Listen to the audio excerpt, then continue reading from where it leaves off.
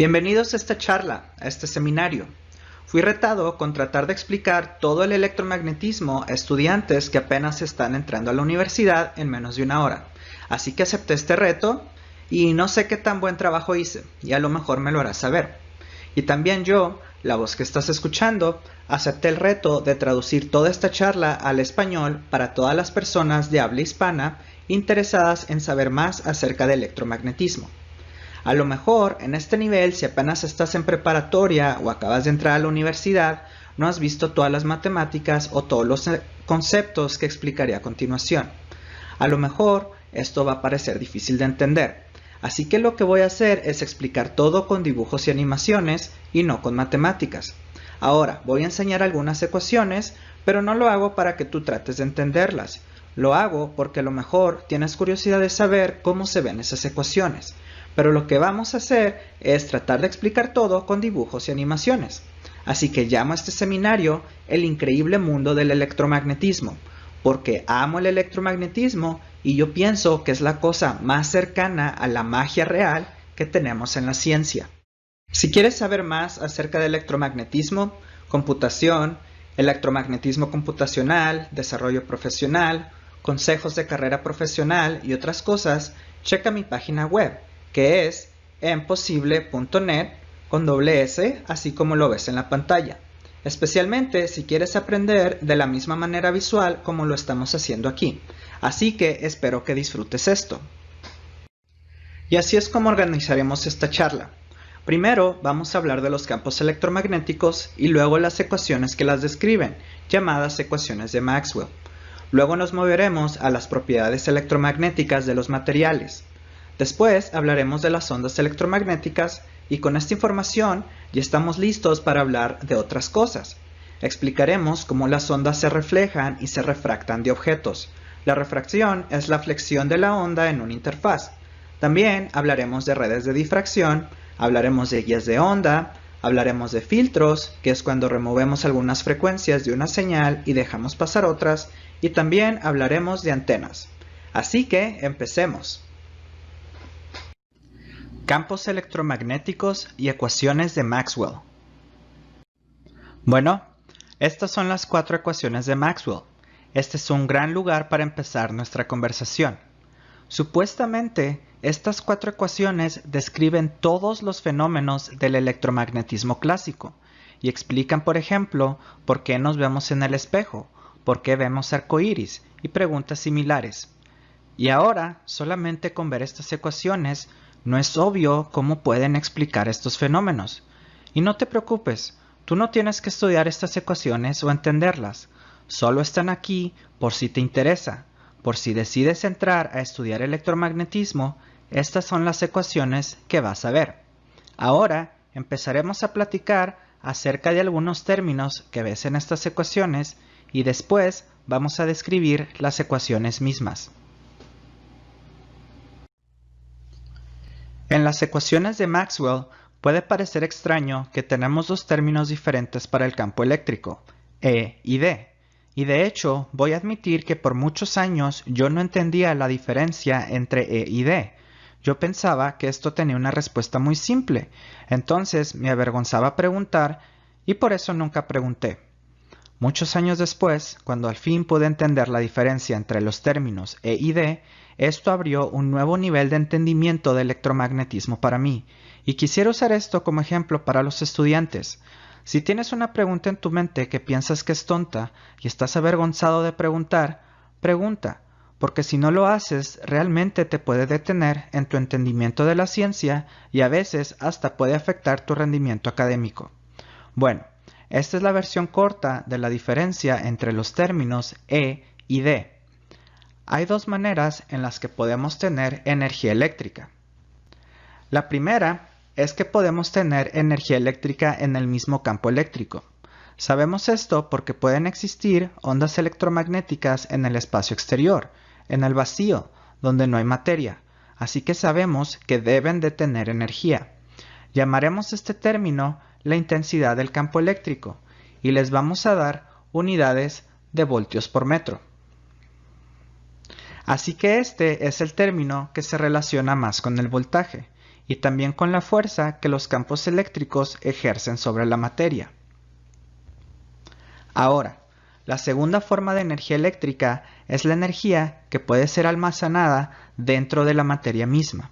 Ahora, imagínate que aplicamos un voltaje a través de un bloque de material, por ejemplo, un dieléctrico.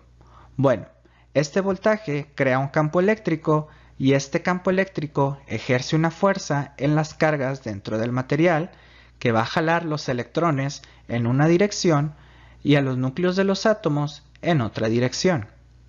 Y si no estamos jalando muy fuerte los electrones, no vamos a romper los orbitales. Pero lo que tenemos es que estamos estirando los espines de esos electrones y es como un sistema masa-resorte.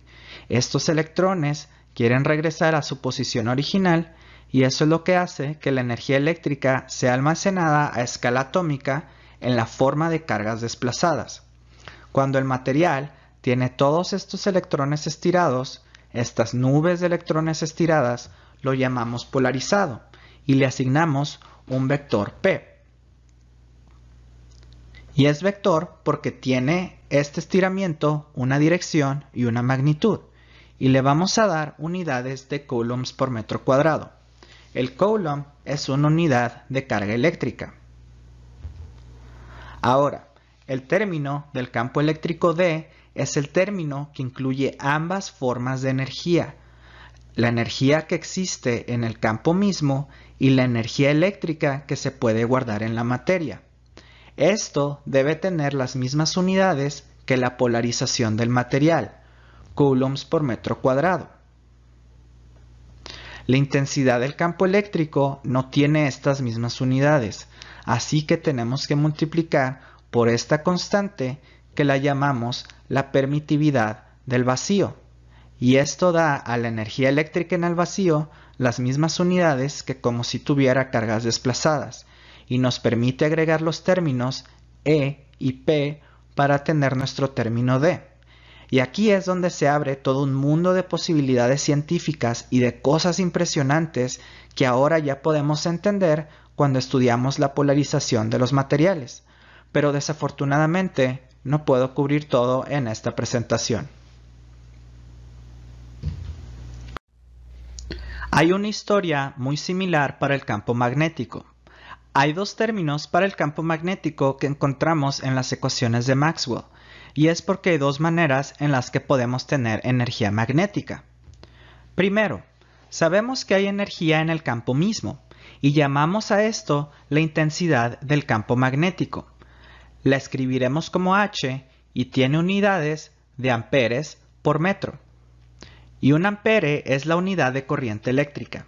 Así que este campo magnético está muy relacionado con la corriente eléctrica. También podemos almacenar energía magnética en la escala atómica. Cuando algo está almacenando energía magnética en la escala atómica, lo llamamos magnetizado.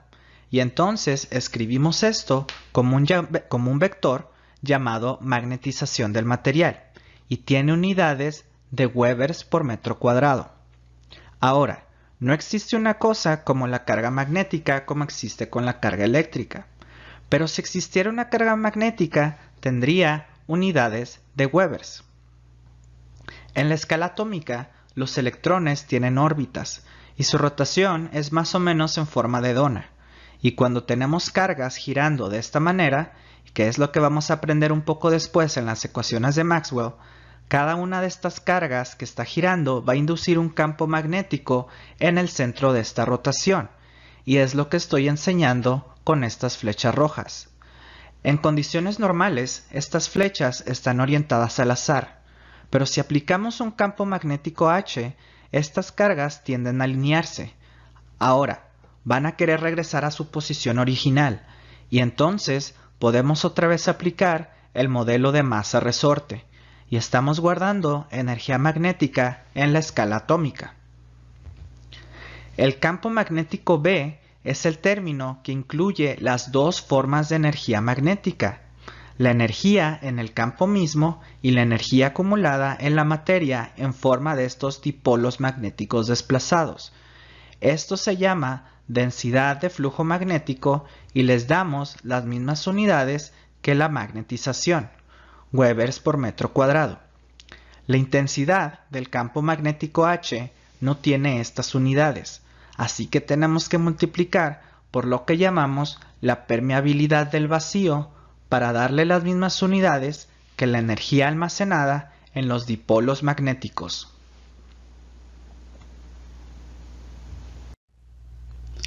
Hay un término J en las ecuaciones de Maxwell. Esto es la densidad de corriente eléctrica. Si hay electricidad fluyendo en este cable, la cantidad total de flujo eléctrico la vamos a llamar corriente y la escribiríamos como I.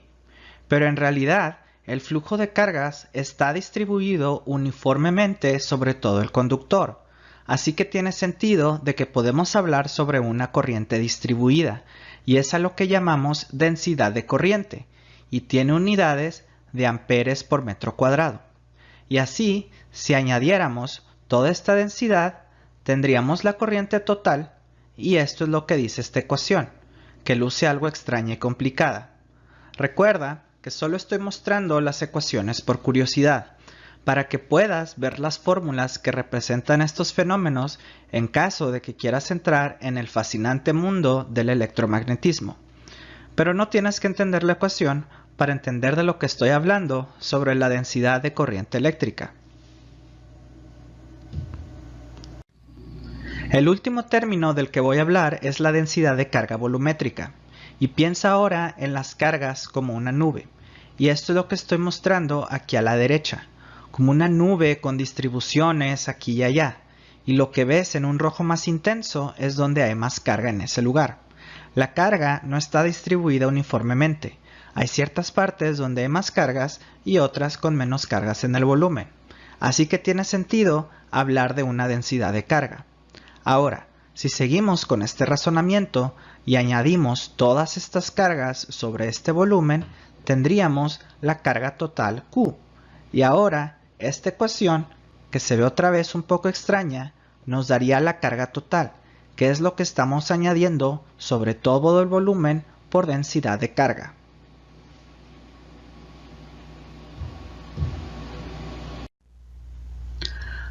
Ahora ya estamos listos para movernos a las ecuaciones de Maxwell. Y ahora no sé si hay un orden particular para estas ecuaciones, pero esta es la primera que vamos a discutir y es llamada ley de Gauss para campos eléctricos. Aquí tenemos una carga que se llama carga positiva. Las líneas del campo eléctrico van a emerger hacia afuera de esta carga, que se ve como un puercoespín o un erizo o un pez globo o algo por el estilo. Ahora, si hago esta carga más fuerte, más intensa, vamos a terminar viendo más líneas de campo. Hay una mayor densidad de líneas de campo y cuando estas líneas de campo emergen de un punto, se le llama divergencia. Estas líneas parecen divergir de donde la carga está localizada, y esto es exactamente lo que dice la primera de las ecuaciones de Maxwell. Este es un símbolo de cálculo vectorial, y lo que está haciendo aquí es que está calculando la divergencia del flujo eléctrico.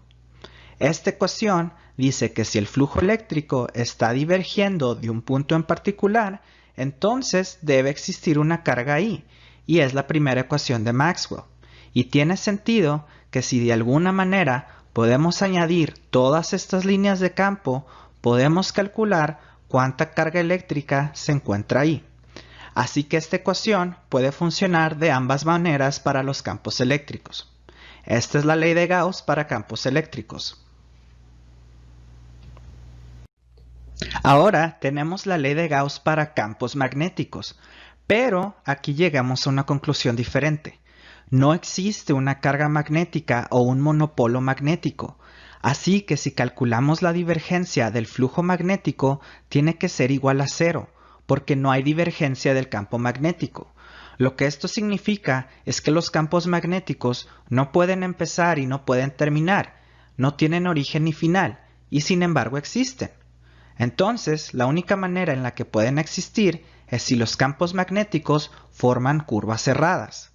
De esta manera, no tienen principio y no tienen fin y pueden existir. Y eso es exactamente lo que describe esta ecuación. Los campos magnéticos solamente pueden formar curvas cerradas y la razón fundamental es porque no existe la carga magnética.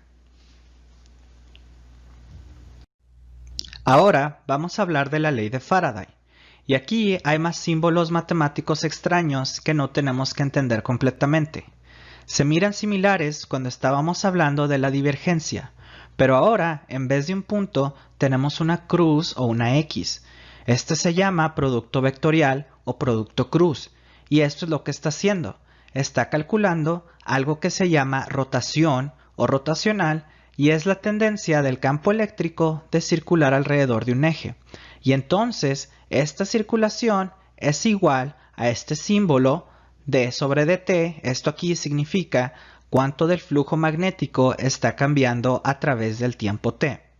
Así que si el campo magnético cambia a través del tiempo, va a causar un campo eléctrico que va a circular alrededor de él.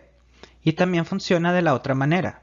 Si de alguna manera empezamos con un campo eléctrico que está circulando, esto va a causar un campo magnético a través del eje de circulación.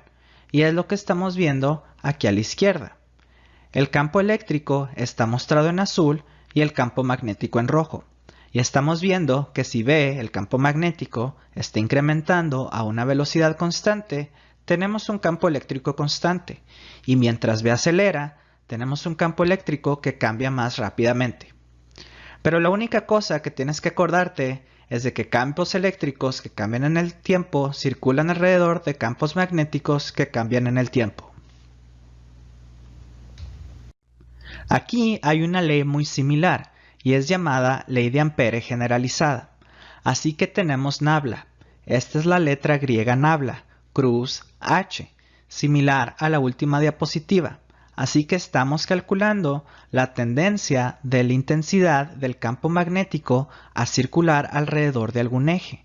Y esto es lo que la ecuación está diciendo, que si hay un campo magnético circulando sobre algún eje, tiene que haber una corriente eléctrica o un flujo eléctrico que está cambiando a través del tiempo o una combinación de ambos. Y están ilustrados de manera separada aquí abajo. Podemos tener una corriente eléctrica y el campo magnético simplemente es proporcional a la corriente. Nada tiene que cambiar a través del tiempo. Podemos tener una corriente eléctrica estable en el tiempo y obtendremos un campo magnético alrededor de la corriente. Ahora, si queremos intentarlo de la otra manera, no funcionaría. De hecho, necesitamos cambiar el campo magnético a través del tiempo para obtener una corriente eléctrica. Ahora, si vemos este otro término, si tenemos un flujo eléctrico, obtendremos un campo magnético circulando alrededor de él. Cuando el campo eléctrico está cambiando, entre más rápido cambie, más fuerte es el campo magnético. Esto también es reversible. Podemos empezar con un campo eléctrico que va a tener un campo magnético circulando alrededor. O si de alguna manera podemos crear un campo magnético circulando, podríamos tener un campo eléctrico cambiando a través del tiempo, a través del eje de esa rotación. La conclusión principal aquí es que los campos magnéticos circulan alrededor de corrientes y también de campos eléctricos que cambian a través del tiempo. Y eso es todo. Hemos visto todas las 4 ecuaciones de Maxwell y en realidad hemos visto que son muy sencillas. La primera ecuación señala que los campos eléctricos divergen de las cargas. La segunda ecuación señala que los campos magnéticos no pueden divergir, así que tienen que formar curvas cerradas. La ley de Faraday indica que vamos a tener campos eléctricos circulando alrededor de campos magnéticos y la ley de Ampere generalizada indica que vamos a tener campos magnéticos circulando alrededor de campos eléctricos o de corrientes. Ahora, fíjate que ninguna de estas ecuaciones se llama ecuación de Maxwell.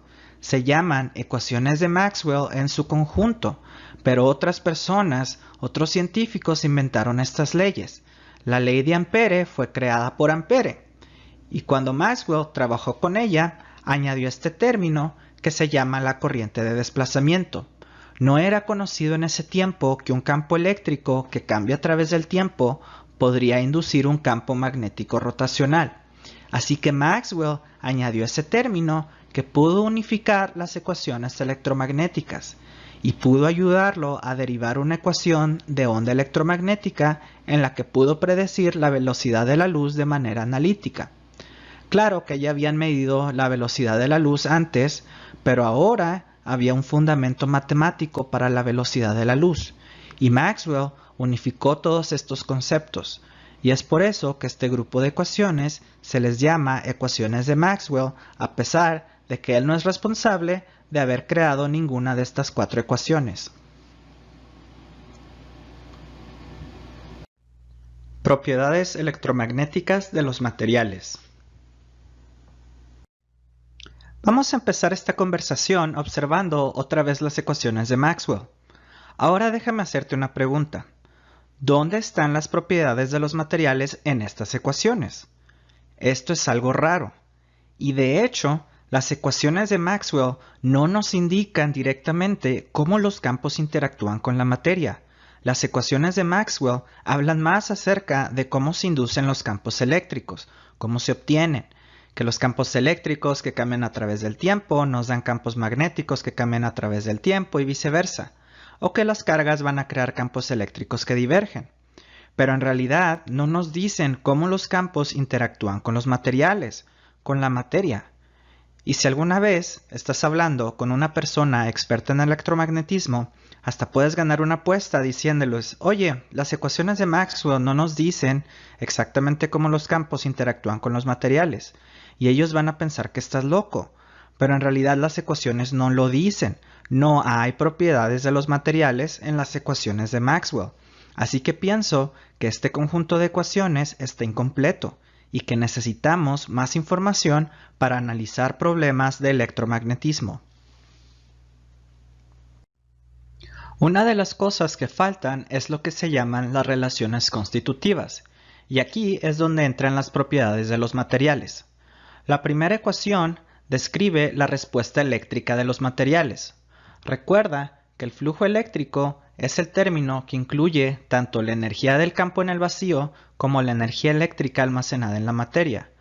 Podemos poner este término en una ecuación más fácil que solamente relaciona los términos D y E a través de esta variable epsilon. Esta es la letra griega epsilon. Y el término se llama permitividad y mide la habilidad de un medio para almacenar energía eléctrica. El vacío en sí mismo no almacena energía. La energía eléctrica está almacenada en el campo mismo. Pero si también hay materia, podemos tener energía en el campo eléctrico y en las cargas desplazadas dentro de la materia. La permitividad incluye todo esto y lo agrupa en un solo término, y es la habilidad de ese medio para almacenar energía eléctrica. Así que D y E están relacionados a través de epsilon. La segunda relación constitutiva describe la respuesta magnética de los materiales, y aquí B es el término que incluye tanto la energía en el vacío como la energía magnética almacenada en la materia, y directamente relaciona B y H con esta constante llamada mu, la letra griega mu, que es permeabilidad, y la permeabilidad indica que también puede un medio almacenar energía magnética. Así que el vacío también puede almacenar energía magnética en el campo mismo, y la materia puede almacenar energía magnética en los dipolos magnéticos inclinados. Estas son las relaciones constitutivas. Estas describen cómo los campos eléctricos y magnéticos interactúan con la materia. Así que en combinación con las ecuaciones de Maxwell, ahora podemos tener una descripción completa de los campos electromagnéticos. Ahora te tengo una noticia decepcionante. La naturaleza solo nos provee de materiales con propiedades electromagnéticas muy limitadas. Por ejemplo, el valor de la permitividad siempre tiene que ser mayor a 1. Y aunque ciertamente hay casos donde puede haber valores mucho más altos, en términos prácticos y realistas y a frecuencias muy altas, una permitividad con valor de 20 es más o menos el valor más alto que he visto. Y yo creo que 10 podría ser un valor más realista. Así que yo digo que estamos realmente limitados en los valores que podemos utilizar para la permitividad y la permeabilidad. Después vamos a hablar de este índice de refracción, que indica que tanto una onda se enlentece en relación con la velocidad de la luz en el vacío. Así que si un material tiene un índice de refracción de 2, la luz en ese material está viajando a la mitad de la velocidad de la luz en el vacío. Y este índice de refracción siempre es mayor o igual a 1, porque no pueden existir ondas que viajen más rápido que la velocidad de la luz en el vacío. Y es un límite fundamental que impone la naturaleza. Y uno de los valores más altos que he visto del índice de refracción es alrededor de 5. Así que la naturaleza aquí también nos limita mucho. Así que ahora llega este concepto, alrededor de los 90s, este concepto de metamateriales. Meta es un prefijo que significa más allá de o mejor que, y materiales por supuesto significa materiales. Así que estamos hablando de algo que va más allá de los materiales ordinarios. Y esto es lo que significa metamateriales. Y esto es algo muy revolucionario, porque podemos diseñar estas pequeñas estructuras metálicas en una variedad de diseños. Y estos materiales actúan como si tuvieran una permitividad o permeabilidad efectivas. Y con esto podemos tener valores muy extremos de permitividad y permeabilidad que no nos puede ofrecer la naturaleza. Los metamateriales son un área enorme de electromagnetismo que está ahorita expandiéndose enormemente en términos de investigación, porque cosas muy geniales están sucediendo ahorita que explicaré a continuación. Una de las aplicaciones más famosas, y esto fue algo hecho por la Universidad de Duke, es invisibilidad y ocultamiento. ¿Cómo podemos hacer un objeto invisible? Bueno, puedes tener una onda, y cuando esa onda se aproxima a un objeto, la onda se dobla y viaja alrededor del objeto y sale del otro lado y crea un frente de onda que está perfectamente en fase, perfectamente alineado otra vez. Este frente de onda en la salida se observa igual que el frente de onda en la entrada, y entonces no puedes saber que un objeto estaba colocado ahí. Y así es como haces ocultamiento e invisibilidad. Los objetos o materiales que están puestos aquí, que pueden doblar y controlar las ondas, tienen valores muy extremos de permeabilidad y permitividad. Y la única manera que podemos hacer esto es a través de los metamateriales. Así que este es el manto actual hecho por la Universidad de Duke, el primer manto de invisibilidad hecho en la historia, y puedes ver este arreglo periódico de estos pequeños elementos metálicos, estos metamateriales. Una cosa que no puedes ver, que es un poco difícil de observar aquí, es que también hay unas barras metálicas que atraviesan los metamateriales, pero sí, este es el primer manto de invisibilidad de la Universidad de Duke, hecho con metamateriales. Ahora vamos a hablar un poco más acerca de qué se necesita para hacer un manto de invisibilidad. Aquí tenemos un objeto triangular que está situado en el vacío, en el espacio exterior. Esto significa que esta onda está viajando a la velocidad de la luz, y supuestamente nada puede viajar más rápido que la luz. Bueno, piensa qué es lo que le tiene que pasar a esta porción de la onda aquí. Tiene que atravesar una distancia más larga que esta otra onda en esta distancia, ¿verdad? Porque la onda se está doblando alrededor del triángulo y tiene que salir esencialmente a la misma fase o al mismo tiempo que la onda que está fuera del manto de invisibilidad. Entonces, aquí hay una pregunta. ¿Esto que pasa no significaría que esta porción de la onda tendría que viajar más rápido que la luz? Y la respuesta es, de hecho sí, tiene que viajar más rápido que la luz. Entonces, este concepto de metamateriales ha abierto un campo enorme de investigación y también de controversia en la comunidad científica, porque nos indica que podemos romper o doblar reglas y leyes que no creíamos que pudieran ser cuestionadas, y es un campo absolutamente fascinante. Hay, por ejemplo, muchos artículos en donde científicos argumentan entre sí e incluso se insultan entre ellos por estos conceptos, y esto es algo muy divertido para mí. Yo disfruto ver esto porque me gusta la controversia en la ciencia, porque esto significa que estamos ante algo totalmente nuevo y revolucionario. Entonces, el ocultamiento e invisibilidad introducen este concepto de viajar más rápido que la luz. ¿En realidad es esto posible? Hay algo que también se llaman materiales zurdos.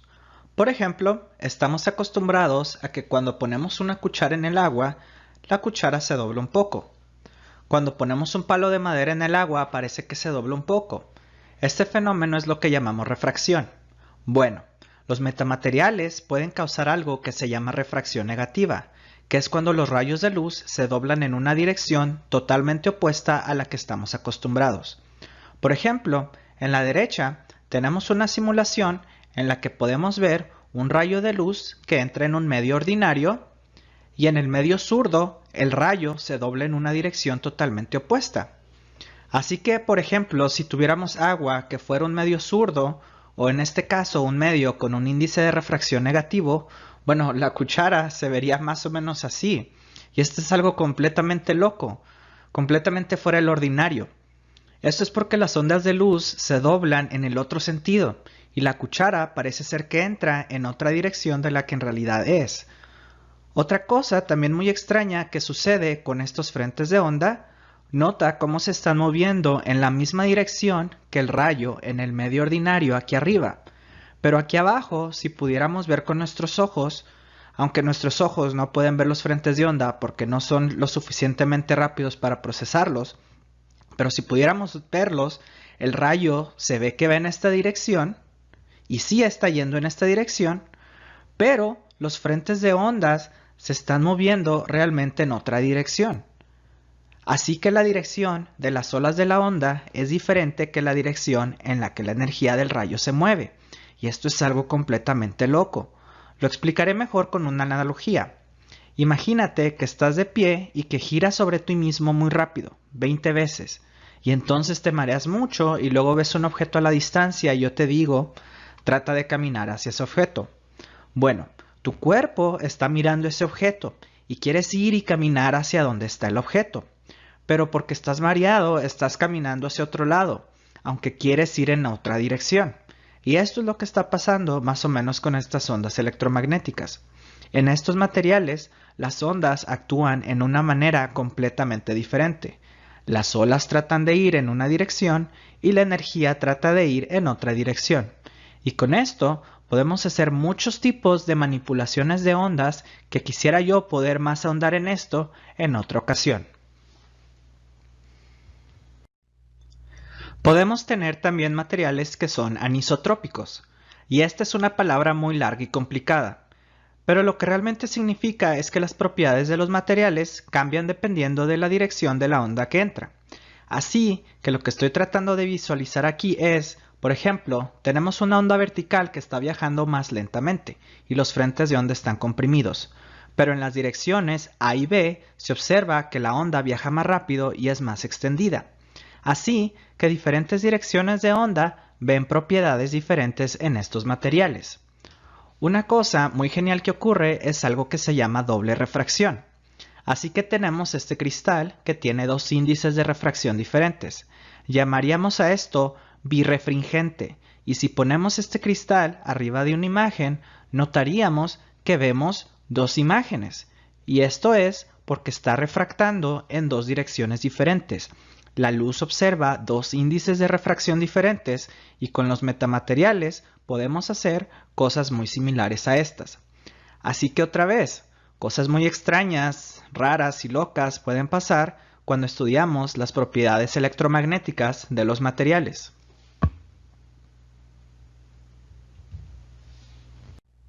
Ondas electromagnéticas y polarización. En esta sección vamos a analizar ahora cómo las ondas electromagnéticas se propagan, y para esto vamos a regresar a lo que aprendimos cuando hablamos acerca de las ecuaciones de Maxwell. Así que empezamos con un campo eléctrico que cambia a través del tiempo. ¿qué es lo que sabemos acerca de un campo eléctrico que cambia a través del tiempo? Un campo eléctrico que cambia a través del tiempo va a inducir un campo magnético circulando alrededor que también cambia con el tiempo. Esto se llama la ley de Ampere generalizada. Ahora tenemos un campo magnético que cambia a través del tiempo. Vamos a analizar ahora uno de los campos magnéticos a la derecha de donde teníamos el campo eléctrico. Así que tenemos un campo magnético en una posición diferente que también cambia en el tiempo. Bueno, ¿qué es lo que sabemos acerca de los campos magnéticos que cambian en el tiempo? Los campos magnéticos que cambian en el tiempo van a inducir un campo eléctrico que cambia en el tiempo circulando alrededor de él. Así que empezamos con un campo eléctrico que cambia en el tiempo, que indujo un campo magnético que cambia en el tiempo, que ahora ha inducido otro campo eléctrico que también cambia en el tiempo. Ahora vamos a analizar uno de los campos eléctricos que se encuentra a la derecha del campo magnético sobre el eje. Y ahora regresamos a un campo eléctrico que cambia en el tiempo en una posición ligeramente diferente. El campo eléctrico que cambia en el tiempo induce un campo magnético que cambia en el tiempo y circula alrededor de él. Y ese campo magnético que cambia en el tiempo va a inducir un campo eléctrico circulando alrededor y así sucesivamente. En mi mente yo lo veo como una cadena enlazada, así que podemos imaginar que la propagación va a suceder en varias direcciones empezando desde este punto. Así es como las ondas se propagan. Campos eléctricos que cambian en el tiempo inducen campos magnéticos que cambian en el tiempo, que inducen campos eléctricos que cambian en el tiempo, que inducen campos magnéticos que cambian en el tiempo, y así hay sucesivamente un intercambio de energía entre el campo eléctrico y el campo magnético. Y así es como las ondas se propagan. Esta es la razón por la que siempre hay un componente eléctrico y un componente magnético en las ondas. Y ahora regresamos a las ecuaciones de Maxwell. Yo te prometí que no tienes que entenderlas o memorizarlas, pero lo que hemos visto es que estas ecuaciones rotacionales, en conjunto con las relaciones constitutivas, pero son principalmente las ecuaciones rotacionales las que predicen las ondas, que un campo magnético que cambia en el tiempo induce un campo eléctrico circulando alrededor de él, y que un campo eléctrico que cambia en el tiempo induce un campo magnético circulando alrededor de él. Y es la interacción entre estos dos componentes. Así que matemáticamente, si tomamos estas dos ecuaciones y las combinamos, obtenemos lo que se llama la ecuación de onda. Ahora, fue Maxwell quien derivó la ecuación de la onda electromagnética por primera vez. Hacer esto antes era imposible, hasta que Maxwell añadió este término. La ley de Ampere solo tenía un campo magnético circulando alrededor de una corriente. Bueno, resulta que un campo magnético también va a circular alrededor de un campo eléctrico que cambia en el tiempo. Una vez que este término fue añadido, Maxwell pudo derivar la ecuación de la onda electromagnética. La ecuación para otro tipo de ondas ya habían sido conocidas desde hace mucho tiempo, y esto ayudó a Maxwell a comparar su ecuación con la ecuación de las ondas anteriores, y vio estos términos y fue capaz de derivar por primera vez en la historia matemáticamente la velocidad de una onda electromagnética, y esto fue un avance enorme en su tiempo. Ahora, en días modernos, esto puede ser algo aburrido y sencillo, pero en ese tiempo era algo muy emocionante, porque nunca antes podrían haber explicado la velocidad de una onda electromagnética. Pero una vez que se confirmó que la onda electromagnética existía, después vino el cálculo de la velocidad de la onda. Ahora intentemos ver una onda electromagnética. Y para ser honestos, no he podido encontrar una buena manera de visualizar una onda electromagnética. Pero esta es la manera tradicional. Así que estamos hablando de una onda electromagnética viajando en la dirección Z. Hay un campo eléctrico y un campo magnético. Y de hecho, el campo eléctrico siempre tiene que ser perpendicular a la dirección del viaje de la onda y el campo magnético también. Incluso, tanto el campo eléctrico como el campo magnético tienen que ser perpendiculares entre sí.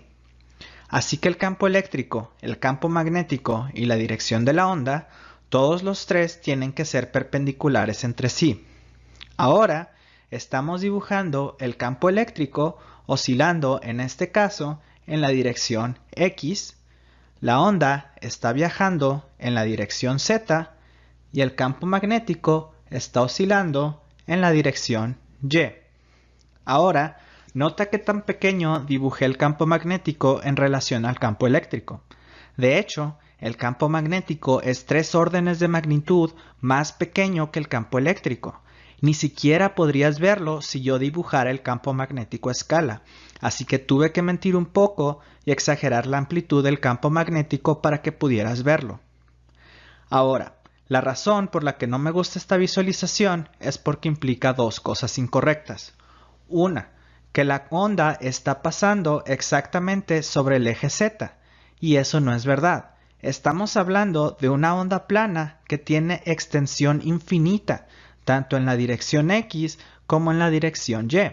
Así que es mucho más parecido a estas piezas planas de papel o de papel nebuloso como de nube, plano e infinito que se está moviendo a lo largo del eje Z.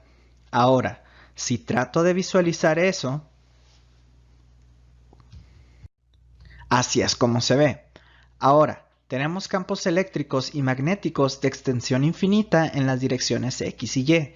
Todos los campos están oscilando, pero esto es muy complicado de ver, no se entiende, es muy confuso. Entonces tenemos que regresar a lo que vimos en la diapositiva anterior. La segunda cosa que no me gusta es cuando dibujamos vectores, es que parece implicar, por ejemplo, observemos este pequeño vector aquí, estamos hablando acerca de algo que pasa en un solo punto, pero porque dibujamos el vector extendiéndose en alguna dirección, parece implicar que el fenómeno está esparcido. Ahora, sí está esparcido, pero cuando dibujamos los vectores, en realidad estamos hablando de algo que está pasando en un punto infinitamente pequeño.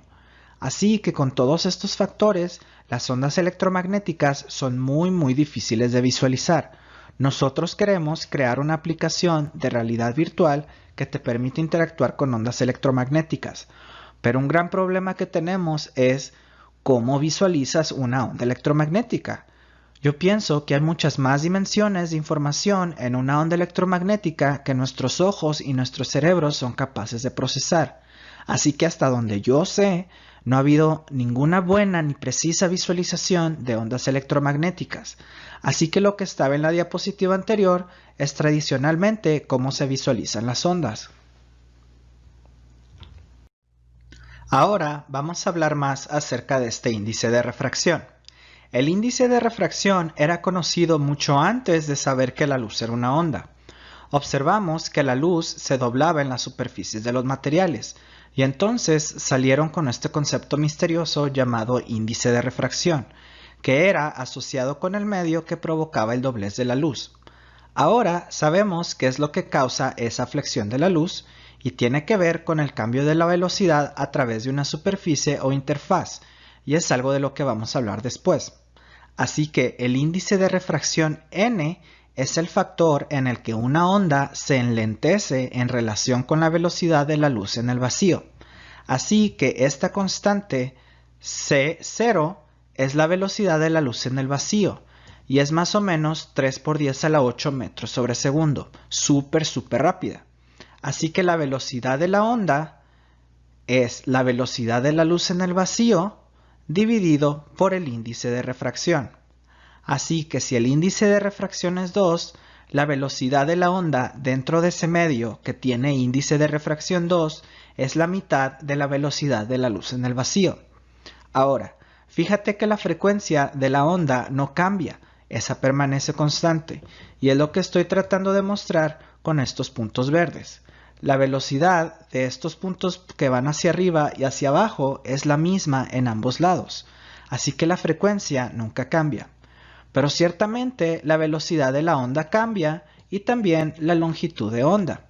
Fíjate que la onda que va más lento está más comprimida y la onda que va más rápida está más esparcida o separada. Y cuando estamos hablando de refracción o la flexión de la luz en una interfaz, esto va a ser muy importante. Polarización de la onda. Aquí es donde estamos reutilizando la palabra polarización. Y no estamos hablando de la polarización del material, sino que estamos hablando de la polarización de la onda electromagnética. ¿Y qué es la polarización de la onda? Es el comportamiento del campo eléctrico en una onda electromagnética. Así que aquí estamos dibujando una onda donde el campo está oscilando solamente alrededor del eje X. Este eje X es una línea recta, es un eje lineal, así que lo llamamos polarización lineal. Como pequeña nota, observa estas regiones nebulosas azules. Estoy tratando de conceptualizar esta onda que se extiende infinitamente en las direcciones X y Y, en el sentido de que una onda plana es mucho más como una nube que cualquier otra cosa, y estoy tratando de ilustrar esto aquí y sigo batallando en visualizarlo, así que espero que aprecien esto.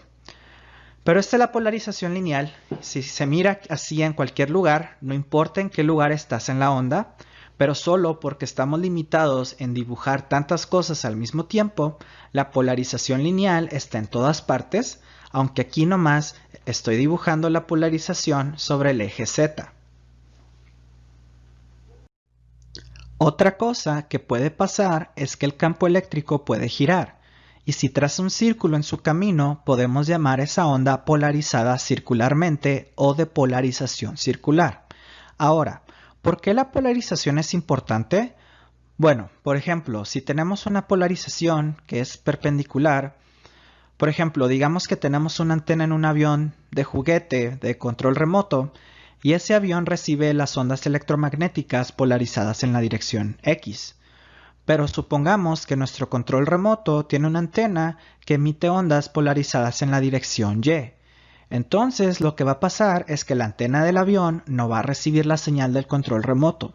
Vas a perder el control de tu avión y el avión se va a estrellar. Así que este es un pequeño ejemplo de por qué la polarización es importante. También ocurre que muchos artefactos electromagnéticos se comportan de manera diferente dependiendo de la polarización de la onda. Los lentes van a enfocar de manera diferente, la difracción sucede de manera diferente. Muchas cosas inusuales pasan dependiendo de la polarización. Bueno, de todos modos, esta es la polarización circular. Otra cosa que también puede pasar es que el campo eléctrico traza una elipse, y esto se llama polarización elíptica. Y yo digo que el 99% de todas las polarizaciones posibles son elípticas. De hecho, la polarización lineal y circular son solo casos especiales de la polarización elíptica. Digamos, por ejemplo, que el ancho de esta elipse a lo largo de este eje es 0. Bueno, entonces este campo eléctrico estaría oscilando en una línea recta inclinada sobre el eje X. Pero estaría oscilando sobre una línea recta y entonces sería una polarización lineal. Ahora, si el ancho de esta elipse es igual que lo alto, entonces sería un círculo y tendremos polarización circular. Así que la polarización lineal y circular son casos especiales de la polarización elíptica. Y a nosotros los ingenieros nos gusta que las polarizaciones sean lineales o circulares. Es muy raro que en realidad queramos algo polarizado elípticamente. Armados con esta idea de la polarización, ahora podemos entender cómo funcionan los lentes de sol polarizados.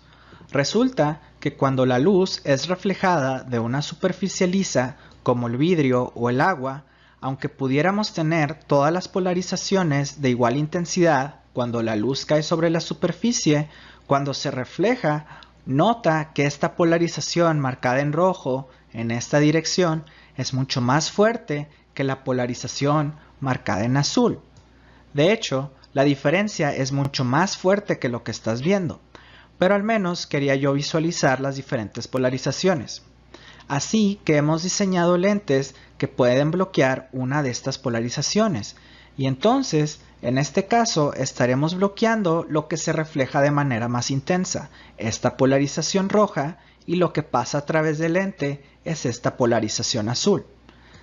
Así que esto reduce el brillo o el resplandor de las superficies. Y este dibujo a la derecha yo creo explica esto mucho mejor. Así que tus ojos podrían ver esto, esta enorme reflexión en el agua, e incluso otras cosas tienden a reflejar una de las polarizaciones de una manera más intensa. Y si nos ponemos los lentes, bloqueamos esas polarizaciones y ahora podemos ver las cosas incluso con un mayor contraste. Podemos ver a través del agua, por ejemplo. A los pescadores les encanta usar lentes polarizados. Una cosa inusual que pasa cuando usas lentes polarizados y tú observas un LCD o una pantalla de cristal líquido que usa polarización para formar imágenes, si tú usas lentes polarizados y giras tu cabeza al lado, a la derecha o a la izquierda, vas a ver que esas pantallas de cristal se van a ver de color negro. Y si vuelves a girar tu cabeza, vas a volver a ver la pantalla de manera normal. Por ejemplo, lo puedes ver en tu radio o en el GPS de tu auto o en una pantalla de calculadora, en tu reloj de mano, y todo eso es efecto de la polarización. Otro ejemplo, si vas al cine y ves una película en 3D, los lentes que te pones están manipulando la polarización de la luz para que se vea el efecto tridimensional. Así que la polarización es algo extremadamente importante y tú puedes notar los efectos, aunque no te estés dando cuenta. Reflexión y refracción. Aquí tenemos dos medios diferentes. Vamos a llamar a este medio de arriba aire y vamos a llamar a este medio de abajo agua o vidrio. Así que, ¿qué pasa cuando una onda electromagnética que viaja en este medio de aire choca sobre este vidrio o agua u otro material? Ahora, lo que estamos haciendo aquí es que estamos caracterizando el primer medio o material por su índice de refracción N1 y el segundo material también lo estamos caracterizando por su índice de refracción N2. Así que, ¿qué es lo que pasa? Bueno, dos cosas pueden pasar. La primera, podemos tener reflexiones. La segunda, parte de esa onda puede transmitirse al otro medio. Fíjate que el ángulo de la onda transmitida es un poco diferente que el ángulo de la onda incidente, y este doblez o flexión se le llama refracción. Y en general, las dos cosas suceden al mismo tiempo, pero vas a ver en las siguientes diapositivas que voy a mostrar uno u otro de manera separada para simplificar lo que estamos observando. Ahora, los ángulos de reflexión y refracción son muy fáciles de calcular. El ángulo de reflexión es igual al ángulo de incidencia. Así que tengo ambos ángulos nombrados como Z1. Esta es la letra griega Z y es usada en todos los campos de las ciencias y las ingenierías para describir un ángulo. Piensa, por ejemplo, que estás jugando billar y estás pegándole a la pelota en la orilla de la mesa y viaja en el mismo ángulo que le pegaste. Y esto tiene sentido.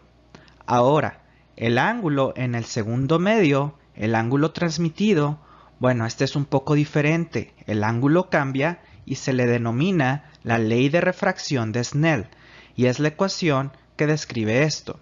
Así que tiene los ángulos Z1, que es el ángulo incidente, tiene Z2, que es el ángulo que sale, y tiene los dos índices de refracción diferentes. Así que claramente la velocidad de la onda tiene que ver con la razón por la que la onda se dobla en los medios.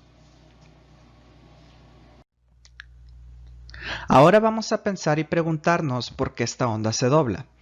Lo que tenemos aquí es una animación de una onda que viene viajando y de este otro lado de transmisión estoy experimentando con ondas, viéndolas en ángulos diferentes y estoy moviendo el ángulo de atrás para adelante y esta flecha dorada está mostrando el ángulo correcto y la flecha verde está mostrando el ángulo de dirección que yo estoy animando.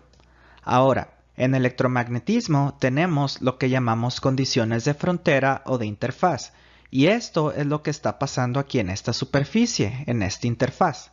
Entonces resulta que las condiciones de frontera necesitan que el campo sea continuo a través de la interfaz.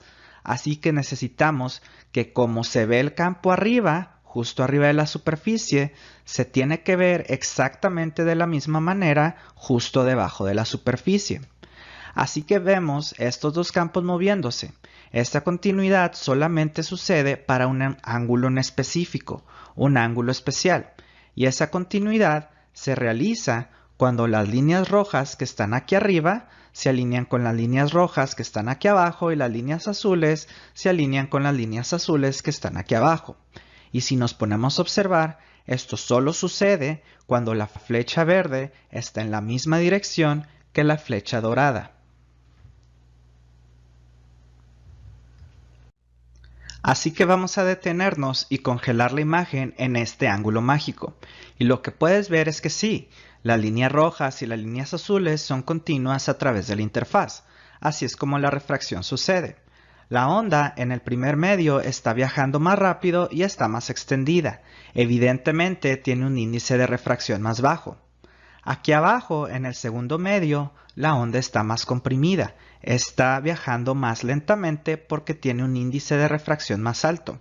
Así que como se repiten más densamente aquí abajo, pero la onda tiene que alinearse con lo que está pasando aquí arriba, el ángulo tiene que cambiar.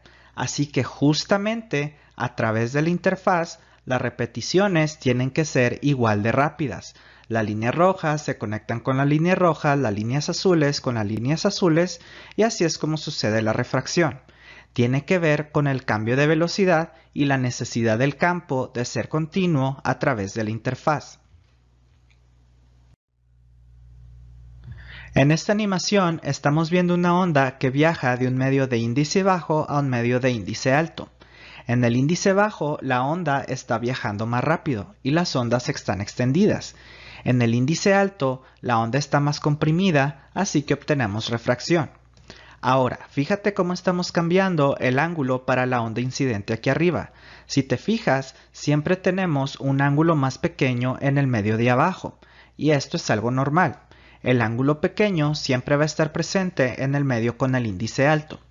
Otra cosa que también sucede es que la onda incidente siempre va a transmitirse sobre la interfaz. Claro que hay parte de la onda que se refleja aquí, pero simplemente no lo estoy mostrando. Pero algo mucho más interesante sucede cuando revertimos esto y tenemos una onda viajando de un medio de índice alto a un medio con un índice bajo. Vamos a ver esto en la siguiente diapositiva. En este caso tenemos una onda en un medio de índice alto que es incidente en un medio de índice bajo. Recuerda que el ángulo siempre es más pequeño en el medio de índice alto. Así que, ¿qué pasa cuando la onda se vuelve muy larga en este medio de índice alto? Bueno, sucede que va a ser imposible que una onda aparezca o se transmita en este segundo medio. Y lo que podemos ver es que hay un ángulo mágico en el que la onda desaparece. Y este se llama el ángulo crítico. Así que cuando nuestra onda incidente está en un ángulo mayor que el ángulo crítico, está cortada, la onda no existe aquí abajo y sucede que va a ser completamente reflejada. Y esto se llama reflexión interna total y es la responsable de guiar las ondas en cables de fibra óptica. El índice de refracción en el centro o el núcleo de la fibra óptica es mayor que la cubierta o el vidrio que rodea al centro, así que la luz experimenta una reflexión interna total y permanece guiada en el núcleo de la fibra óptica. Ahora tenemos que hablar qué tanto de una onda es reflejada o transmitida a través de una interfaz. Ahora, las amplitudes de las ondas reflejadas y transmitidas son descritas por un conjunto de ecuaciones llamadas las ecuaciones de Fresnel. No voy a presentar estas ecuaciones. En vez de eso, voy a presentar animaciones de estas ecuaciones. Así que lo que estamos viendo es una onda incidente, mostrada por una flecha verde. Y ahora, con la polarización TE, estamos viendo qué tanto se refleja y qué tanto se transmite. En el lado derecho también tenemos nuestra onda incidente mostrada en verde y estamos viendo qué tanto se refleja y qué tanto se transmite en la polarización TM. Así que podemos observar la refracción como la hemos entendido antes, pero ahora también podemos ver qué tanto es reflejado y transmitido en las ondas, y podemos sacar algunas conclusiones de esto. Para ángulos pequeños, claramente vemos que la mayoría de la onda está siendo transmitida, pero cuando el ángulo es muy grande, la mayoría de la onda empieza a ser reflejada. Otra cosa también muy interesante que sucede con la polarización TM es que hay un ángulo muy especial en la que la reflexión es cero. La voy a indicar aquí cuando esto suceda. Así que vemos esta flecha, vemos este ángulo aquí, y vamos a esperar cuando la reflexión llegue a cero, por ejemplo aquí. Este ángulo se le llama ángulo de Brewster, aquí otra vez, y de hecho esta es una de las maneras en las que podemos hacer un polarizador, porque si cualquier onda se puede reflejar de ese ángulo, la onda va a ser puramente polarización TE. Hay unos aparatos muy interesantes llamados metasuperficies. Acabamos de aprender las leyes de reflexión y refracción. Bueno, una metasuperficie es generalmente un arreglo de elementos metálicos muy pequeños, y estos elementos metálicos están colocados de manera muy cercana, que son más pequeñas que la longitud de la onda. Y lo que sucede es que podemos modificar las leyes de refracción y reflexión para poder reflejar o refractar la onda en cualquier dirección que queramos. Y esto es lo que está pasando aquí. Estos pequeños elementos, dependiendo de su arreglo, de su posición, están cambiando la fase o el tiempo en que la señal llega, y al cambiar el tiempo en que la señal llega y viaja, y lo podemos hacer de manera independiente y diferente a través de toda esta superficie, con esto podemos cambiar el ángulo de lo que se refleja o de lo que se transmite. Así que este es el propósito de una metasuperficie. Otra manera en la que podemos usar metasuperficies es no solamente cambiando el ángulo, sino también controlar el perfil de la amplitud de la onda. A lo mejor tenemos una onda plana que llega a la metasuperficie y queremos que refleje una onda en forma de una carita feliz o algo así. Las metasuperficies son capaces de hacer eso. Un aparato con el que todos somos familiares es un lente, y este es un aparato basado en refracción. En el frente de nuestros ojos tenemos lentes, y estos enfocan la luz hacia la parte de atrás de nuestras retinas, y así que en el punto focal formamos la imagen, y es la manera en que los lentes funcionan. Ahora vamos a animar esto y tenemos un frente de luz que viaja hacia el lente, y cuando pasa por el lente es más grueso en medio, y esta parte de la onda que viaja en el medio viaja más lento que la onda de la parte de afuera del lente, donde es más delgado. Así que la parte de afuera de la onda se adelanta y obtenemos estos frentes de onda esféricos que causan que la onda converja y se enfoque. Y este es el lente. Tenemos este frente de onda plano que viene hacia el lente y que está mostrado por estas líneas azules. Y en el otro lado tenemos estos frentes de onda curvos que los hacen enfocarse. Y como lo mencioné antes, van a formar una imagen justamente aquí. Así que si esta fuera una cámara, este tendría un lente muy grande aquí en el frente. Tendríamos nuestros CCDs o dispositivos de carga acoplada aquí para detectar la imagen. Así que otra área enorme de electromagnetismo y óptica es estudiar cómo estos rayos convergen. Y si los rayos de luz no convergen correctamente, se le llama aberración. Y por ejemplo, si tú eres una persona que usa lentes, la razón es porque los lentes de tus ojos no están formando las imágenes correctamente y estás obteniendo aberraciones. Así que tienes que usar lentes para corregir esto.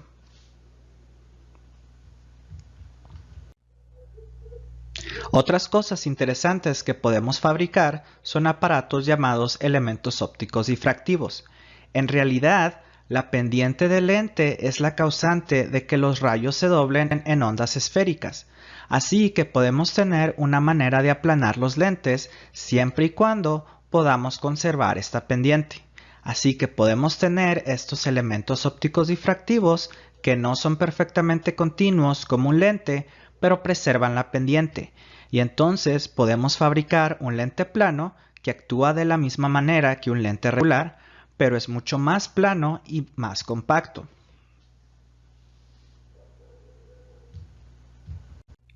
Redes de difracción. Primero, ¿qué es una red de difracción? Aquí estamos viendo una estructura y ahora imagínate que está infinitamente extendida hacia adentro y fuera de la pantalla. Así que esta red de difracción es un arreglo periódico de pequeños bultos o pequeñas lomas, que son estos pequeños triángulos que ves, y esta es una simulación. Y lo que vas a ver es que un rayo de luz va a iluminar desde arriba, va a topar con esta red de difracción y estos pequeños topes van a hacer que el frente de onda se vuelva irregular. Y algo mágico pasa en el lado de abajo, en el lado de la transmisión. Así que ahora vamos a ver la simulación. Así que llega la onda, la red está cortando el frente de onda, se ve todo irregular, pero si dejamos que estas ondas viajen más allá de la red de difracción, lo que estamos viendo es que esta onda se ha dividido en direcciones separadas, en estas direcciones discretas, y todas estas direcciones se llaman órdenes de difracción. Incluso los nombramos con números. Por ejemplo, esta es la orden de difracción 0, aquí tenemos la orden de difracción más 1, menos 1, orden más 2, menos 2, pero el caso es que en una red de difracción, cuando la luz pasa sobre ella, la luz se separa en estas direcciones separadas o discretas. Ahora, si iluminamos con luz blanca una red de difracción, y la luz blanca, claro, está compuesta de todos los diferentes colores del arco iris, esto es lo que pasaría. Todavía tenemos difracción, pero si nos ponemos a observar uno de los órdenes de difracción, por ejemplo, si viéramos el orden de difracción más 1, lo que vemos es que los diferentes colores de la luz se difractan en un ángulo ligeramente diferente. Y así empieza a separar la luz en estos colores. Así que los órdenes de difracción, más 1 y menos 1, se observan de la misma manera. Pero por ejemplo, si vemos más abajo en el lado transmitido, ve la separación en el orden más 1, en el lado transmitido, pero ahora ve qué tan separado está el más 2 y el más 3. Cuando vemos estos órdenes de difracción más altos, la luz separa estos colores todavía más. Ahora, esto es muy útil cuando queremos separar la luz de manera significativa, que es lo que vamos a hablar en la siguiente diapositiva. Aquí hay un ejemplo de difracción que nos provee la naturaleza. Si tomas algo como un pedazo de seda o una pluma de un ave, un objeto que tiene estructuras muy finas, y tú iluminas, pasas luz a través de ellos, vas a ver estos patrones de arco iris, y es exactamente lo que está pasando. Es la difracción que sucede a través de la pluma. La difracción dispersa la luz, separa los diferentes colores y tenemos estos patrones de arco iris. Ahora, de manera regular, podemos hacer mediciones con luz. Podemos iluminar un objeto con luz y ese objeto va a absorber ciertos colores y va a reflejar otros. Y con esta información podemos conocer qué hay en ese objeto que estamos midiendo. Por ejemplo, una de las áreas de interés es la diabetes. La gente quiere iluminar la sangre con luz para que no tengas que andarte pinchando el dedo a cada rato. La glucosa, por ejemplo, tiene un espectro de absorción único, donde va a absorber ciertos colores y no va a absorber otros en un patrón muy reconocible. Así que, en teoría, tú puedes iluminar el dedo de una persona con diabetes y medir la glucosa en la sangre. Y esta es una de las muchas aplicaciones que puede haber. Aquí, por ejemplo, hay un espectrómetro de difracción y te voy a explicar cómo funciona. Este al menos está siendo ofrecido por una compañía que se llama Ocean Optics y tiene su entrada de fibra óptica y conectas el cable de fibra óptica aquí y la luz blanca sale y ahora, por ejemplo, iluminamos a través de una muestra un objeto aquí y queremos ver qué colores componen esa luz. Así que la luz blanca entra, rebota en el espejo y topa en esta red de difracción. El número 5 es la red de difracción Y a lo mejor el espectrómetro escoge los órdenes de difracción. A lo mejor escoge el +1 o a lo mejor el +2 si quiere dispersar la luz todavía más. Así que la luz se empieza a separar, empieza a rebotar de uno a otro espejo y todos estos dobleces y manipulación desde la luz es para dar la luz una mayor distancia para que se puedan separar todavía más los colores. Y finalmente llega a una configuración de CCD o Charge Coupled Devices en inglés, que son los sensores que están en las cámaras y están grabando la luz a través de estos sensores. Así que, por ejemplo, estos pequeños píxeles que absorben la luz están, por ejemplo, midiendo el contenido de rojo, aquí que hay tanto de amarillo, verde, azul, violeta, y así hay probablemente cientos de pequeños píxeles que están midiendo los colores. Y luego tú puedes visualizar esos colores en el espectro de luz y puedes hacer todo tipo de mediciones con estos aparatos. Así que las redes de difracción se usan todo el tiempo por esta razón. Aquí hay otra muy buena aplicación de redes de difracción y esta se llama una red de litro o más correctamente una configuración de litro. Y lo que estamos haciendo es que tenemos una luz compuesta de varios colores y lo estoy mostrando aquí como una luz blanca que está incidiendo sobre esta red y diseñamos esta red de difracción para que solo uno de los órdenes de difracción se refleje en la dirección exacta en la que la luz entró. Pero como es una red de difracción, la luz se separa o se dispersa. Así que si dejamos ir la luz lo suficientemente lejos y solamente detectamos un cierto rango de luz con este detector, lo que estamos haciendo es una operación de filtro. Estamos removiendo, en este caso, el rojo, el naranja, parte de la luz amarilla, toda la luz violeta y solamente detectamos un cierto rango de luz verde o luz azul. Y si tú imaginas esta luz yendo todavía más lejos o haces el detector más pequeño, esencialmente podemos tener aquí un espejo que solo refleja un color. Así que esta es una configuración de litro. Y así como estas, hay muchas otras aplicaciones de redes de difracción. Pero por cuestiones de tiempo no podemos verlas todas, así que terminamos esta sección aquí. Guías de onda. Las guías de onda son pipas o tuberías para la energía electromagnética. Las guías de onda se clasifican en dos clases. Las guías de onda plana o de losa. Imagínate que tienes una pared de metal arriba y una pared de metal abajo, pero la guía está abierta de derecha a izquierda, como lo puedes ver aquí. La onda guiada solo está confinada verticalmente, pero puede propagarse en cualquier dirección dentro de esta losa, atrapada entre estas dos paredes. En el otro caso, la otra clase que tenemos son guías de onda de canal, y aquí he dibujado dos guías de losa combinadas. Lo que obtenemos con esta combinación es un canal, así que la onda está confinada tanto de manera vertical como horizontal, así que hay solo una dirección para que la onda viaje, y esa dirección es a través del canal. Yo creo que la guía de onda más común en existencia es la fibra óptica. Estas son guías de onda dieléctricas, no hay metales en esta guía de onda. Es fácil imaginar cómo una pipa o un tubo de metal puede formar una guía de onda, pero no tiene tanto sentido una guía de onda hecha de puro material dieléctrico. Así que estas son las fibras ópticas, y esta fibra óptica es más o menos 100 micrómetros de ancho. Esto es más o menos del mismo ancho que un cabello en tu cabeza, pero la luz viaja en una región mucho más pequeña, así que el cuerpo de vidrio aquí se le llama cubierta, y simplemente está ahí para hacerla lo suficientemente fuerte para que si lo doblas o lo mueves no se rompa.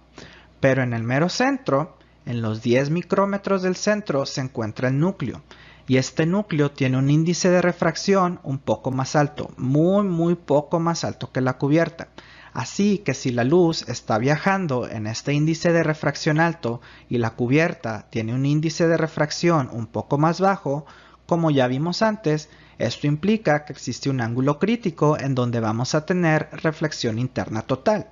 y la luz queda atrapada y rebota. Si introducimos la luz en un ángulo menor al ángulo crítico, la luz escapa del núcleo, viaja a la cubierta y probablemente se escapa de la fibra. Y podríamos ver que la fibra brilla y ya después, dependiendo de la distancia, pues la luz escapa. Así que esta es una fibra óptica y hay decenas de miles de kilómetros de estas fibras ópticas instaladas alrededor del mundo, incluso debajo de los océanos. Y esta es la razón por la que tenemos internet de alta velocidad, por la que tenemos cable, muchísimos canales de televisión y prácticamente toda la comunicación que existe el día de hoy es gracias a las fibras ópticas. Y de hecho, el premio Nobel fue otorgado a la persona que inventó la fibra óptica, el señor Charles Kao. También hay guías de onda metálicas. Estas no son usadas para guiar luz. Más bien son usadas para frecuencias de radio y microondas. Se usan cuando las frecuencias son muy altas para señales que no pueden ser transportadas en circuitos impresos, o también cuando el poder de la onda es muy alto, tenemos que usar estas guías de onda metálicas.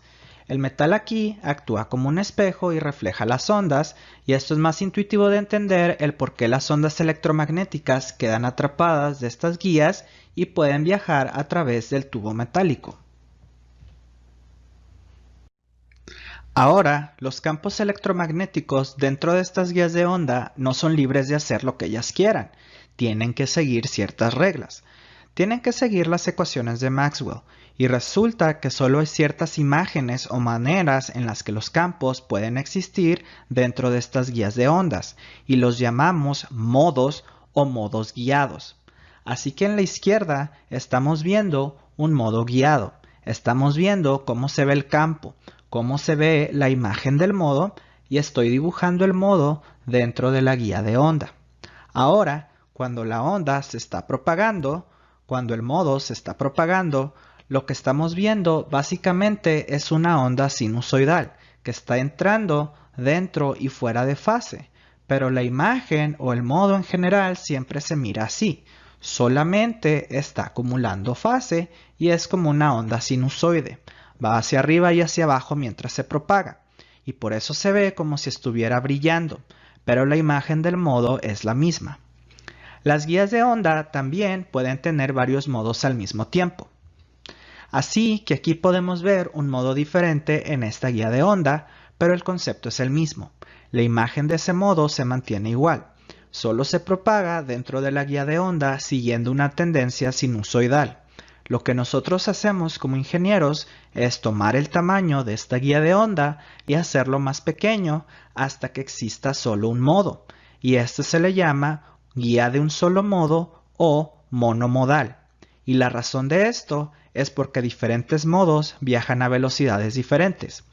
Así que si inyectamos una señal de un lado en una guía de onda y hemos excitado modos diferentes y todos están sincronizados al inicio, si viajan todos estos modos al mismo tiempo a través de la guía a velocidades diferentes, para el tiempo en el que lleguen al final de la guía de onda, la señal va a estar toda distorsionada y desordenada. Y nosotros no queremos eso, queremos una onda limpia y de un solo modo. Así que lo que tenemos que hacer es reducir las dimensiones de las guías de onda para que solo puedan soportar un solo modo, que sean monomodales, porque si alargamos o agrandamos la guía de onda puede haber múltiples modos, y eso es lo que estamos viendo aquí a la derecha.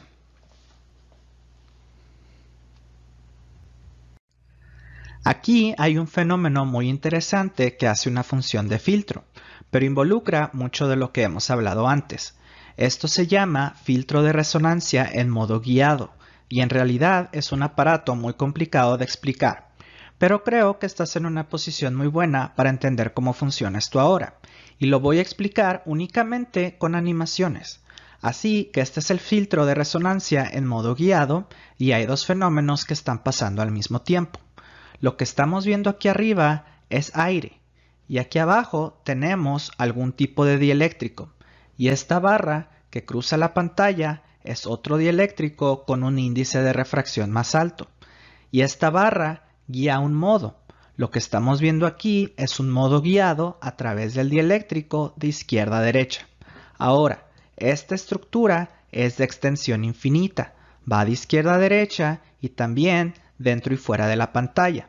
Y estamos viendo un corte transversal de esta estructura. Así que este es el primer mecanismo, una onda guiada.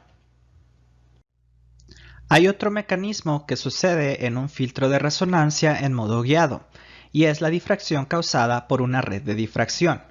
Vamos a tener una onda incidente que se topa con esta red y luego la onda se difracta en direcciones discretas. Así que un filtro de resonancia en modo guiado es cuando estos dos fenómenos suceden al mismo tiempo y la red de difracción y la guía de onda están lo suficientemente cerca para que interactúen electromagnéticamente. Vamos a ver esto un paso a la vez. Así que tenemos una estructura que es tanto una red de difracción como una guía de onda. Y tenemos una onda incidente en el filtro. Así que este es el primer paso. Aplicamos una onda. La segunda cosa que pasa es que tenemos una red de difracción. Así que esta onda es partida en múltiples direcciones discretas que llamamos órdenes de difracción. El paso 3 es que bajo circunstancias muy especiales, uno de estos órdenes de difracción se empareja y se combina exactamente con la guía de onda y se convierte en un modo guiado. Así que en vez de que se vea un rayo viajando en su propia dirección, en realidad excita un modo guiado y se propaga a través del núcleo o de esta guía de onda de losa. Y también podemos ver una pequeña fracción de los otros órdenes de difracción. Ahora, el cuarto paso, la cuarta cosa que sucede es que este modo que está siendo guiado observa también la red de difracción. Y esta red de difracción hace que el modo guiado escape. Así que las cosas que suceden en el electromagnetismo son reversibles. Si la red de difracción hizo que la luz entrara en esta guía de onda y se convirtiera en un modo guiado, bueno, esta red de difracción también puede hacer que la luz escape de la guía. Y digo luz porque esta estructura es usada generalmente en frecuencias ópticas, pero puede funcionar en cualquier frecuencia.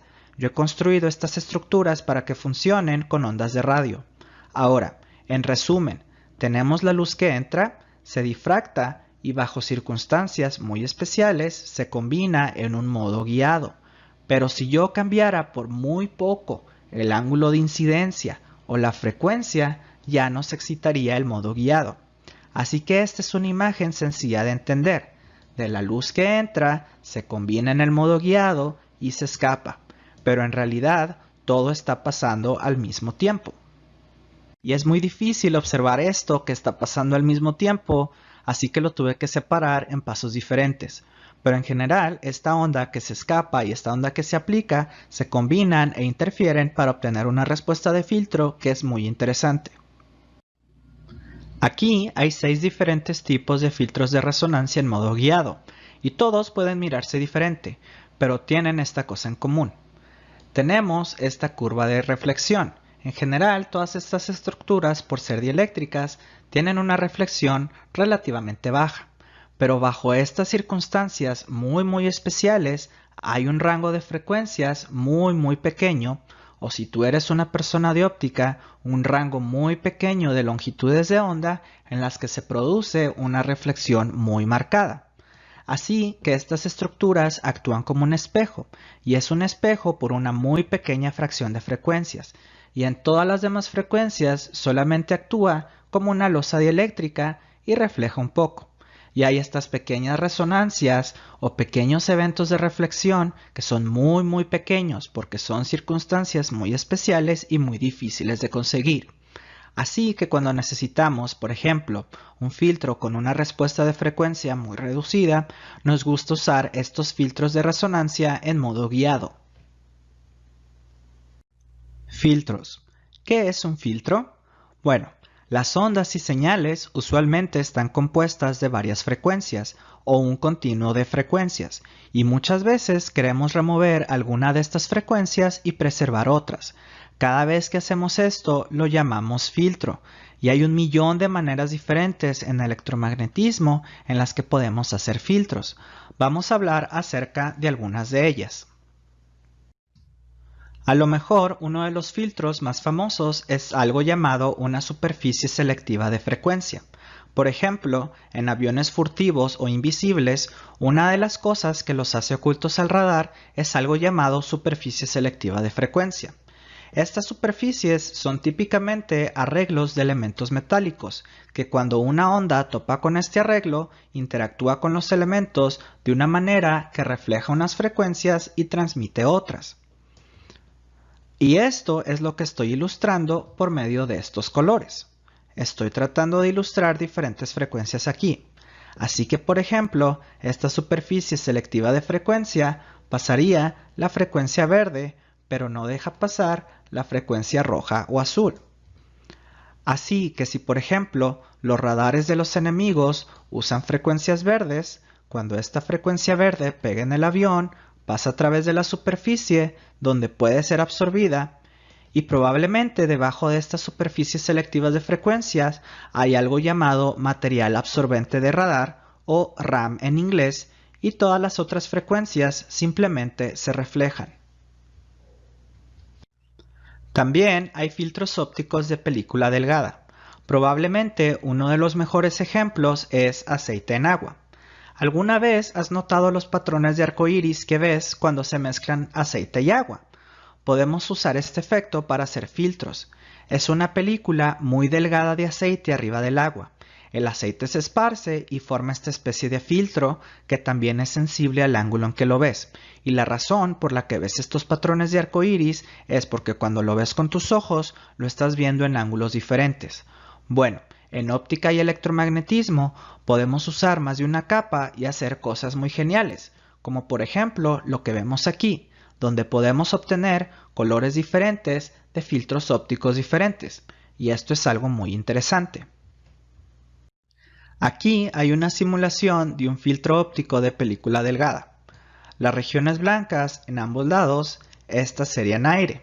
Y aquí hay un arreglo de diferentes capas. Y como nota, es muy común para estos filtros ópticos tener 100 o 200 capas o incluso más. Así que, por ejemplo, si tú estás usando lentes, tú tienes estas capas en tus lentes. También el lente de una cámara tiene estas capas. La cámara no necesariamente tiene que filtrar frecuencias. Más bien lo que hace es prevenir reflejos. Y hay muchas capas de diferentes materiales intentando hacer eso.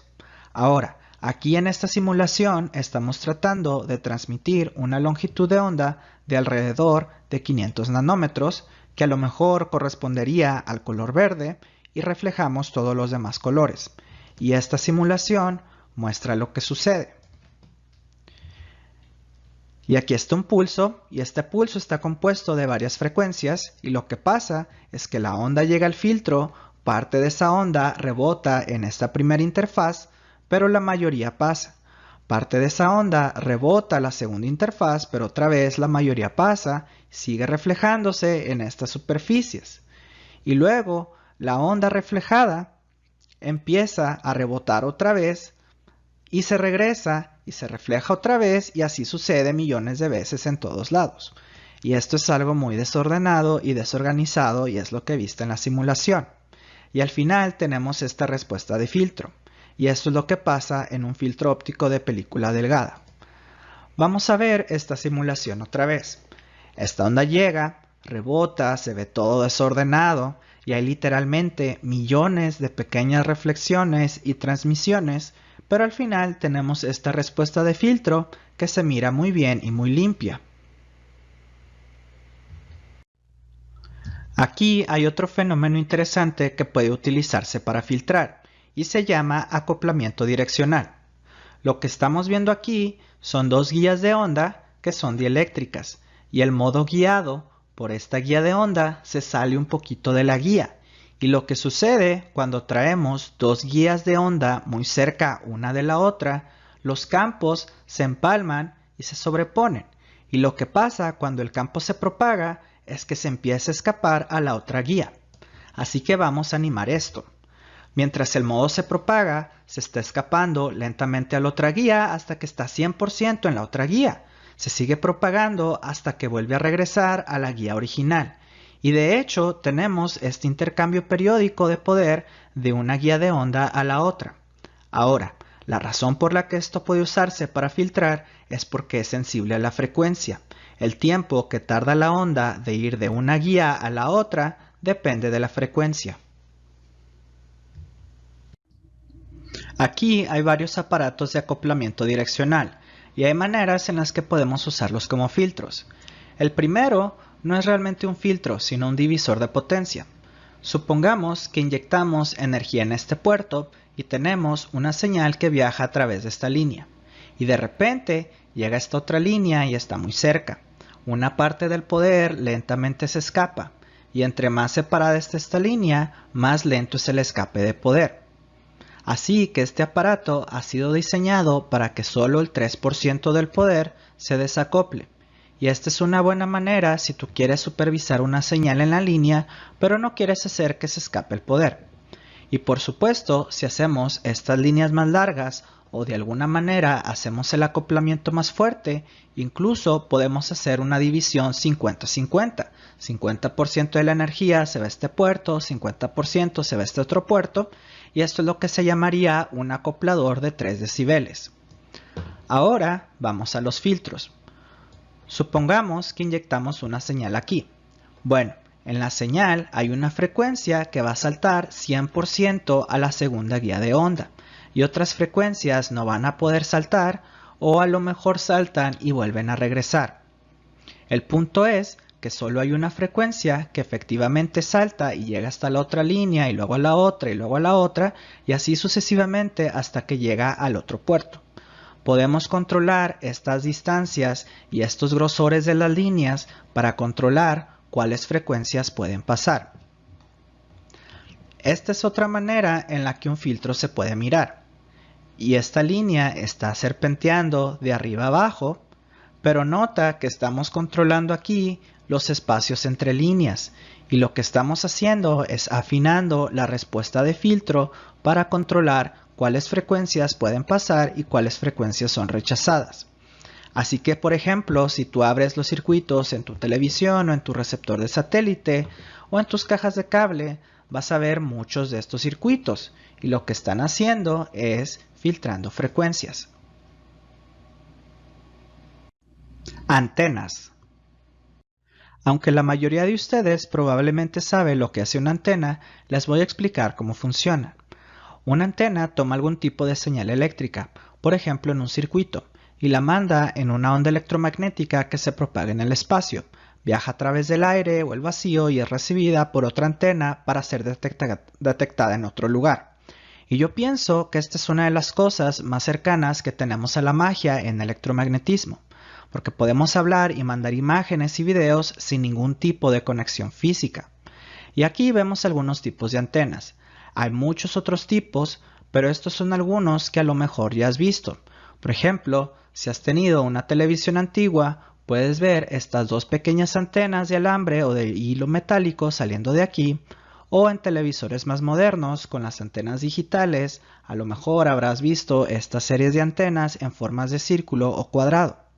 A lo mejor ves estas antenas arriba de edificios o en líneas de transmisión. También a lo mejor has visto antenas que se miran así. Y estas antenas se llaman antenas de apertura. Podemos pensar que las antenas de apertura son como guías de onda que están abiertas de un lado. Así que la onda se escapa y esto aquí se llama apertura. Apertura es la palabra que nosotros los ingenieros eléctricos utilizamos para un área donde una onda electromagnética se escapa. Así que, por ejemplo, esta tendría una apertura cuadrada, una apertura rectangular, y así por eso se llaman antenas de apertura. Simplemente piensa en ellas como una guía de onda que está abierta de un lado, así que la onda se escapa. Si has visto, por ejemplo, circuitos impresos, a lo mejor has visto antenas de parche. Estos pequeños trazos de circuito tienen una señal eléctrica que va viajando y después esta señal eléctrica llega a la antena y empieza a rebotar y esto lanza una onda al espacio. Así que las antenas de parche, aunque no son las mejores antenas en términos de eficiencia, son muy convenientes porque las podemos poner en circuitos y eso las hace muy fáciles de fabricar y muy baratas. Hay también lo que se llaman arreglos de antenas o arrays. en las que, por ejemplo, aquí tenemos 4 antenas cooperando unas con otras. Aquí hay un array de 12 antenas en las que todas están cooperando. Y esta cooperación generalmente se hace para hacer la antena más directiva, para que emita la onda en una sola dirección.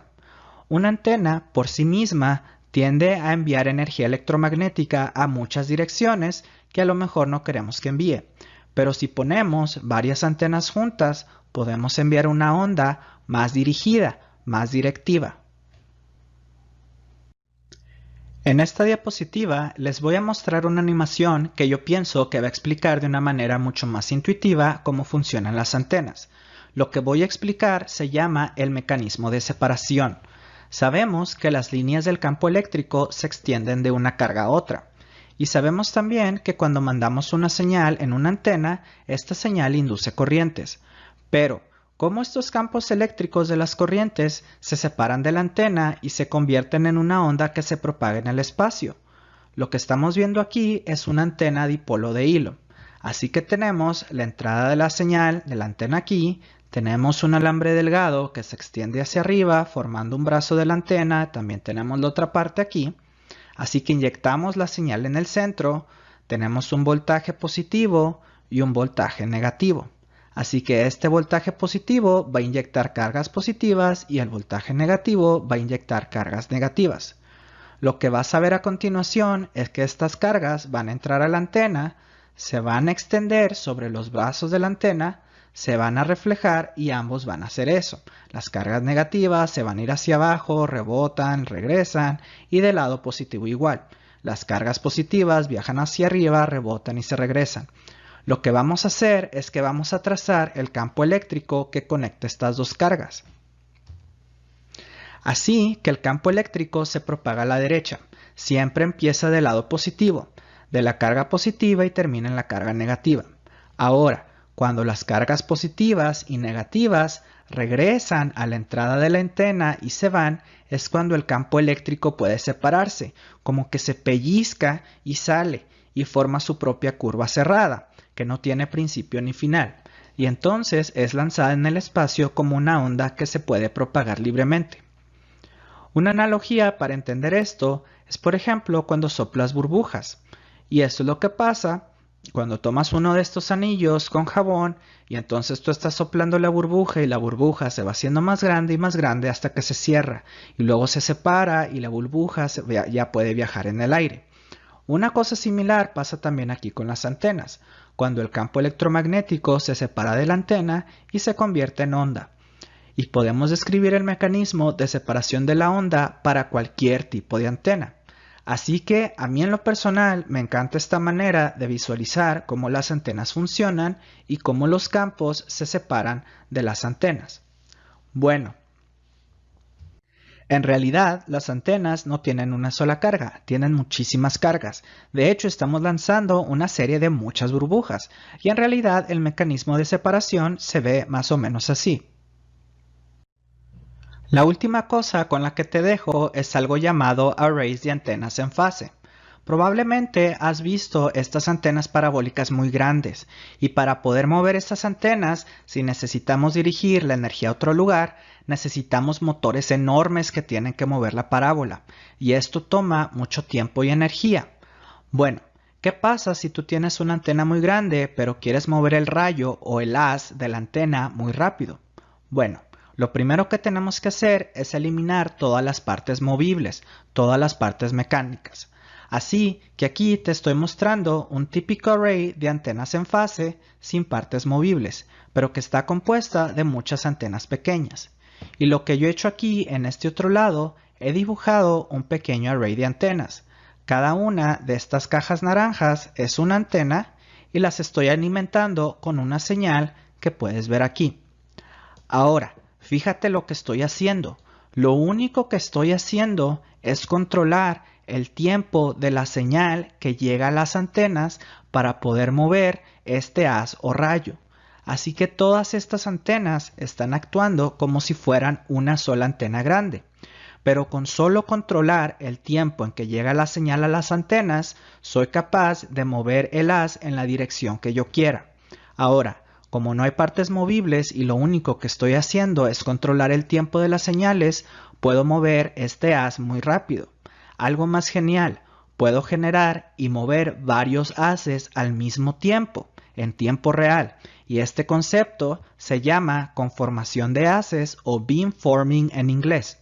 Así que arrays de antenas en fase es algo muy genial y un área de electromagnetismo nueva y enorme que está revolucionando ahora el área de las comunicaciones.